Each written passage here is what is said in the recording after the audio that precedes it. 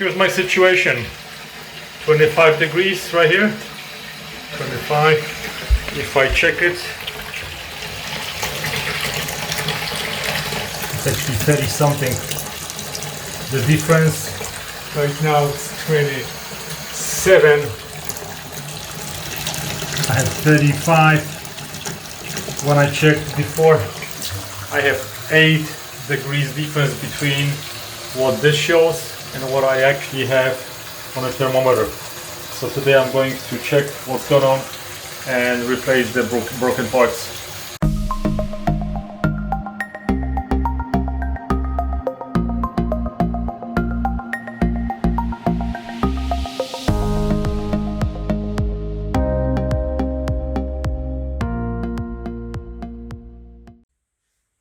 To solve the problem with the bad reading on my LCD, I contacted the manufacturer and they told me that there is a sensor that probably is malfunctioning, and I contacted them. They sent me the parts. I have the parts right here. So right now I'm gonna try to remove the panel, get to the parts, replace it, and see if that's going to fix the problem. So first I need to remove my panel, shut the water off, and I'll show you how I'm gonna do it. Let's go right here. So I have this box, shut-off box that I made so I can shut off the water right here. I don't need to shut off the water in my entire house. Now all I need to do is just remove the connections, and then I'm gonna put it on the floor and work on finding. Actually, I can see what. I think this is the sensor that is located right here. This is how I have it connected to my shower panel. By the way, if you're interested on how I did it, I'll give you the link on the bottom of the video. Look in the bottom of the description of this video and you will see how I did it. Now I have a panel upside down, and I think this is the sensor that the manufacturer were talking about, because there is really nothing else. This is the LCD and a bunch of other cables, and there is one more cable that goes up to the battery compartment, which I have no idea what it's for because my panel works without the batteries. And this is the part that I received. So I believe this is the sensor that detects the water temperature. So let me replace those parts and we'll see if that's going to fix the problem. Honestly, I don't want to replace the all parts, so I'm just gonna start with replacing what I think is a sensor.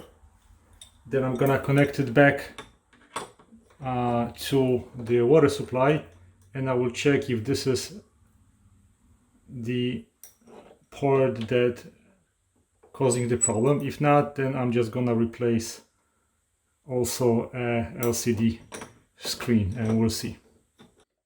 This is where you disconnect that. I believe that you have to just push it and then you pull this apart. There you go, that's it.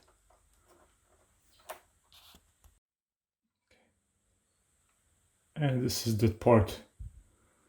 So I'm gonna take it, the same part, out of the new kit that I received. And we're going to swap it and we'll see if that's gonna be it. So that's the new part with the new washer. I have a new part installed and click over here. I'm gonna leave this open. I'm gonna put it back on and we'll see if I'm gonna have a correct temperature reading. Okay, my panel is back on. Let's test it. Okay, I'm running the water. 29. I have a little compartment. Actually, let's do it like this. Now I have 29, 31 actually. The thermometer actually goes a little bit slower. 31, 34 already, 34, 35. What? looks like this is the fix. The only problem that existed in this thing was that little sensor that goes in the back of the panel. You don't need to change anything. Sensor is the problem. That's how we fix the problem with not accurate reading on your LCD screen on this blue ocean shower panel. If you need more information, send me an email. I'll be more than happy to help you. And if you are interested in more how-to videos or my reviews, go to my playlist on my YouTube channel, and hopefully you'll find the video that you're looking for. Thanks for watching, guys. Goodbye.